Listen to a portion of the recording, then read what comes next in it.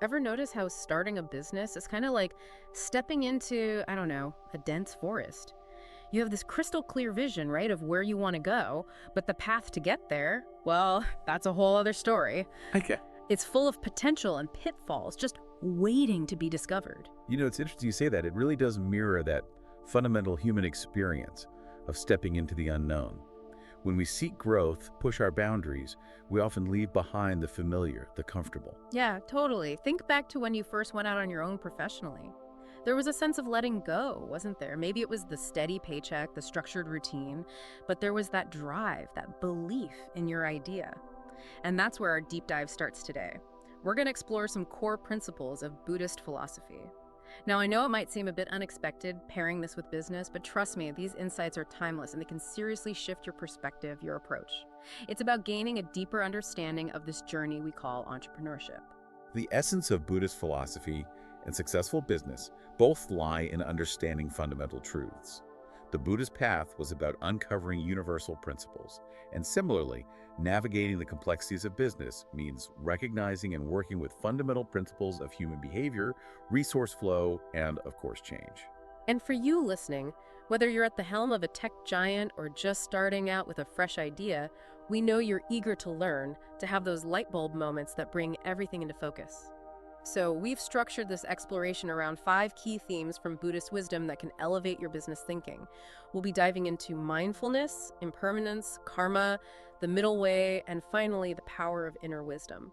It really begs the question, how can these ancient perspectives apply to the fast-paced, often high-pressure world of modern business? Well, let's start by exploring mindfulness. Okay, so mindfulness. It might bring to mind images of meditation, quiet reflection, and you wouldn't be wrong. But the Buddhist concept, sati, it's about so much more. It means to remember, to be aware. It's about cultivating a state of being fully present, truly present in everything you do. And I mean everything, from those big strategic decisions to your daily interactions, even writing an email. Think about the typical pace of the business world, though. We are constantly rushing from one task to the next, our minds already on the next meeting before we've even finished the current one. We send communications without fully considering the impact of our words. Oh, yeah. How many times have you hit send and thought, ooh, maybe I could have phrased that differently? Or you're in a meeting, but mentally you're 3 steps ahead, tackling your to-do list. The principles we're talking about emphasize that every action, no matter how small, has a ripple effect. It's like dropping a pebble in a still pond. Those ripples extend way beyond that initial point of impact. It's where the Buddhist principle of right effort comes in. It's a core part of the Noble Eightfold Path. It's about consciously directing our energy into actions that align with our values and long-term goals. It's being aware of distractions, those unproductive patterns, and those impulsive decisions that can hinder us. And this becomes incredibly relevant when you look at someone like Howard Schultz and the creation of Starbucks. He didn't just build a coffee shop empire. He was crafting an experience, a welcoming third place. Every detail, the ambiance, the way baristas interact, it was all intentional. It wasn't just about profit. It was about valuing human connection and creating a specific kind of environment. And that's mindfulness, really. And it was huge in Starbucks' global success. It really makes you think, doesn't it? About your own day-to-day business activities. Are they truly aligned with your deepest intentions, your vision? Are you bringing mindful presence to your interactions, to your team, your customers? True success, it's not just about the outcome, it's about the quality of the journey, the level of awareness you bring to each step. Now, to dive a little deeper, our source material introduces the metaphor of the lotus flower. It grows in muddy water, but it rises above all that and blooms with such beauty, such purity. It's a powerful image. The lotus symbolizes our potential for transformation, even when things feel chaotic or difficult. In business, that mud, well, that represents the difficulties we encounter, the tough markets, the difficult partnerships, even our self-doubt, our struggles. It does, but just like the lotus takes nourishment from that mud, those difficulties, those challenges, those can become the catalyst for your growth. Every setback, every piece of critical feedback, it becomes a lesson. Think about Thomas Edison and the light bulb. He didn't see those attempts as failures, but as learning experiences, as finding ways that didn't work before finding the one that did. That persistence, that mindful approach, that's what led to his breakthrough. He stayed rooted in his vision and adapted along the way, just like the lotus. It really makes you think, what is the mud in your business right now? What obstacles, what frustrations are you dealing with? Instead of resisting them, how can you embrace them, learn from them, use them to grow? So how do we put all this into action? It can't just be a theoretical understanding. Here are 3 practical steps you can take, inspired by our source material, to actually cultivate mindfulness in your business. First, morning reflection. 5 minutes, that's all. Every morning, sit in quiet contemplation, think about your intentions for the day, how your work can serve others, just setting that mindful intention from the start. Second, active listening. In your conversations, really try to understand the other person's perspective. Resist that urge to interrupt or plan your response while they're talking. Active listening, it builds trust, makes connections so much more meaningful and productive. And third, mindful decision making. Before you make any big decisions, take a pause, breathe. Think about the long-term implications. Does this action align with your vision, your values? If there's a disconnect, it might be time to rethink your approach. What's fascinating is how integrating mindfulness into these daily practices can impact your entire business ecosystem. It encourages greater intentionality, compassion, and ultimately a more fulfilling and effective way of working. And that brings us to our next key theme, impermanence. Now, it may sound a bit heavy at first, but bear with me. It offers some super valuable insights for navigating the constantly changing landscape of business. Absolutely. In Buddhist philosophy, this is Annika, the understanding that everything is in constant flux. Everything. Seasons change, relationships evolve, markets shift, and businesses, they experience both growth and decline. It's a fundamental truth. Our source material emphasizes that clinging to the idea of permanence, trying to hold on to things exactly as they are, well, that's actually a major source of suffering, Dukkha. Accepting impermanence, understanding that change is inevitable, that's where we find liberation, adaptability. And in business, this translates to the need for adaptability. The businesses that thrive, the ones that lead, they're the ones that can pivot, innovate, and adapt in the face of change.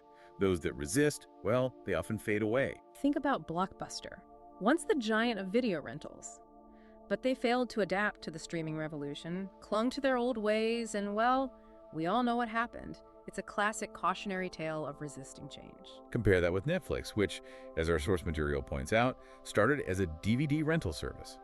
But they saw the shift to streaming and transformed their entire model, even moving into original content creation. They embraced impermanence, saw the change, acted on it, and not only survived, but became a global leader. So take a minute and assess your own business. Are there strategies, products, even ways of thinking that maybe aren't serving you anymore? Maybe they worked in the past, but the market's moved on. Change is not the enemy.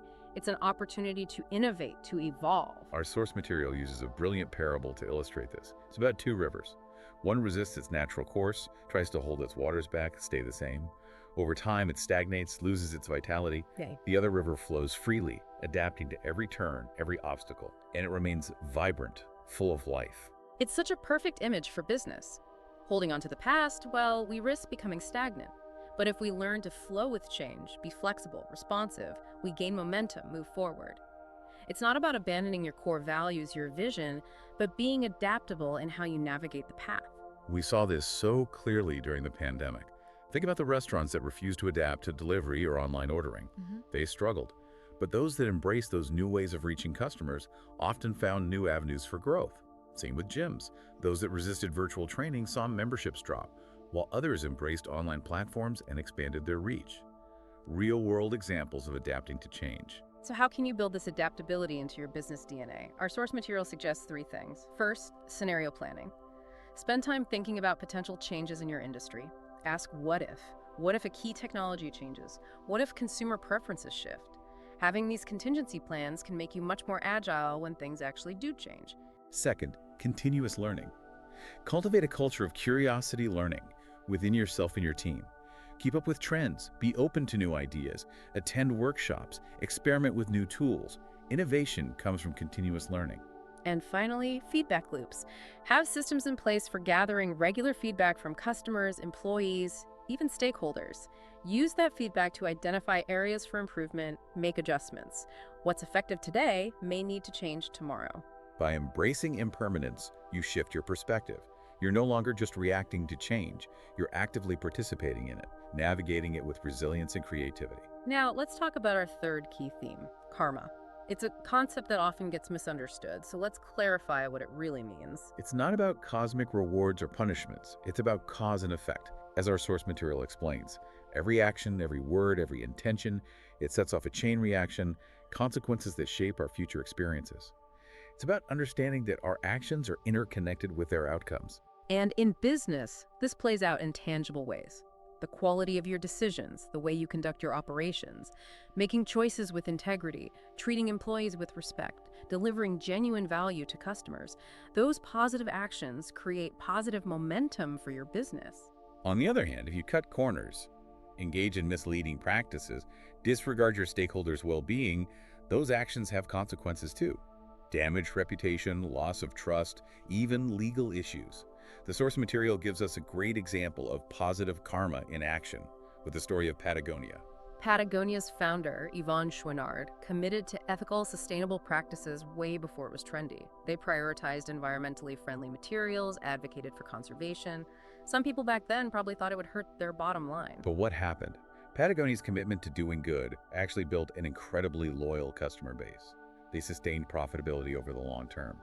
Those positive actions had a ripple effect, inspiring customers and other companies to rethink their own social and environmental responsibility. Now, look at Enron. They're a stark contrast, also mentioned in our source material. They engaged in massive accounting fraud to inflate their performance. They were seen as a huge success story for a while. But, as the principle of karma would suggest, those unethical actions caught up with them, led to one of the biggest corporate scandals ever. The whole company collapsed. It's a reminder that the seeds you sow through your actions will eventually bear fruit. The source material brings up a concept called pratyekyasamutpada, or dependent origination. It highlights how interconnected everything is.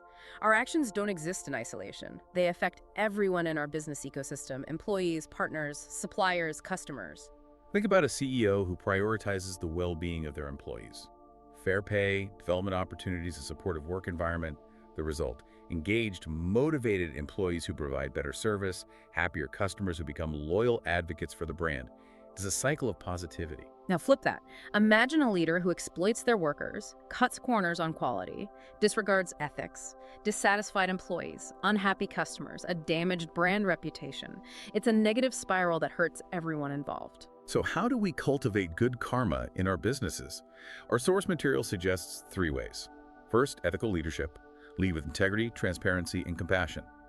When making decisions, ask, is this the right thing to do, not just for profit, but for everyone involved? Second, customer-centric approach.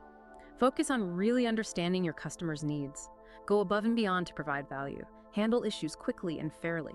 A happy customer isn't just a repeat customer, they're your best advocate. And lastly, community engagement. Find ways to invest in your community, support social causes, donations, volunteer programs, sustainable practices. Contributing to the greater good builds trust and shows your positive impact. Our source material mentions Tom M.S. shoes as a case study. Blake Mycoskie created a successful brand with the one-for-one model. For every pair purchased, they donated a pair to a child in need. That built tremendous goodwill. Tom S. became a globally respected brand, positive karma woven into the business model. It's important to note that by aligning our actions with karma, we're not just being altruistic. We're creating a self-sustaining cycle of positivity that benefits both our business and the world around us. Okay, moving on to our fourth theme, the middle way. Sounds a little abstract, I know, but it has very practical applications, especially in resource management. The middle way is about balance, as the Buddha taught. It's about moving away from extremes and finding equilibrium. In business, this applies to how we manage resources, whether it's finances, human capital, or even our own time and energy. The source material does a great job of highlighting the dangers of going to extremes. You have entrepreneurs who overspend, chase rapid growth no matter the cost, and end up with unsustainable debt. Then you have those who are so focused on cutting costs that they stifle innovation and demoralize their teams. Neither extreme is sustainable. They lack that essential balance. Exactly. The middle way is about a thoughtful, balanced approach to resources. It's about ensuring that every investment, every expenditure supports your vision without jeopardizing your long-term health and resilience. It's not about being cheap or extravagant. It's about having enough, using resources wisely. Take Warren Buffett, one of the most successful investors in the world. But he's known for living modestly. His famous quote, "Don't save what is left after spending, spend what is left after saving," sums it up perfectly. That balanced, intentional approach to resources has contributed to his enduring success. It makes you think about your own approach to resources. Are you overinvesting in areas, maybe seeing diminishing returns, or are you underinvesting in crucial areas like employee development, marketing, or technology? By applying the middle way, you can build a more sustainable foundation for growth. To illustrate this, our source material uses a powerful metaphor, the tightrope walker. Their success depends on maintaining perfect balance. Lean too far one way, and you risk falling. It's the same in business. Overcommitting to one area can leave others vulnerable, just as neglecting key areas can disrupt your performance. What's so insightful about this metaphor is that it goes beyond just money. It applies to time, energy, attention. So many entrepreneurs pour everything into their work, sacrificing their health, their relationships. Dedication is important, but that extreme imbalance eventually impacts productivity and happiness. True success is about finding harmony between all aspects of life. So how can we embody this middle way in our businesses? Our source material offers 3 strategies. First, prioritize high-impact investments. Regularly assess where your resources are going and focus your energy and capital on the initiatives that provide the most return, that are most aligned with your core mission. Second, practice sustainable growth. Avoid chasing rapid expansion unless you have the infrastructure and market demand to support it. Focus on steady, resilient growth. Build an enterprise that lasts. And lastly, cultivate work-life integration. This is crucial. Set boundaries to protect your personal time, time for rest, rejuvenation. Delegate tasks, automate processes, build a strong team around you. A well-rested, balanced leader makes better decisions. By embracing the middle way, you turn resource management from a stressful burden into an art form. It fosters harmony, resilience, and propels your business forward in a balanced and sustainable way. All right, on to our final theme, trusting your inner wisdom. This goes to the heart of leadership and decision-making. Our source material beautifully articulates the Buddhist idea that true insight comes from within. In business, this means trusting your intuition. It's that quiet, often subconscious guidance that can lead to incredible outcomes. Intuition isn't just a gut feeling. It's a synthesis of all your knowledge, experience, those deeper insights you've gained. It's your internal compass guiding you.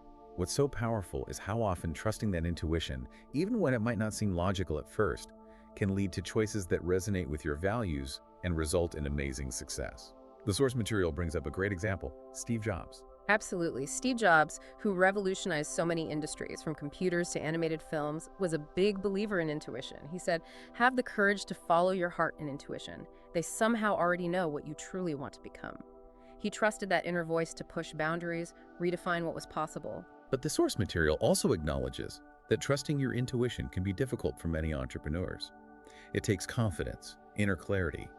We often second-guess ourselves, seek external validation, rely too much on data, and sometimes that clouds our own judgment. The source material uses the metaphor of a lantern in the dark to help visualize this. Imagine you're in a dark forest at night and you have a lantern lighting your path. That lantern represents your intuition. It guides you, shows you opportunities and potential dangers. Without it, you're stumbling around in the dark. In business, your intuition is that lantern. It helps you navigate challenges, see emerging opportunities, and align your business with your deeper purpose. But like any tool, it needs to be cultivated, trusted. The more you listen to it, the stronger and more reliable it becomes. So how can you strengthen that intuition? The source material offers 3 suggestions. First, create space for reflection. Make time for solitude, whether it's through meditation, journaling, or nature. Quiet the mental noise and connect with yourself. Those are the moments when deeper insights often emerge. Second, test small decisions. Start trusting your intuition in low-stakes situations. Pay attention to how often those initial instincts are right. It builds your confidence. And finally, align with your values. Before making any big decisions, take a moment. Ask yourself, does this feel right? Does it align with my values, what I stand for? If it does, move forward with conviction. If there's an internal conflict, rethink it, even if the data suggests otherwise. Honing your intuition unlocks a powerful source of creativity and discernment. You're no longer just reacting.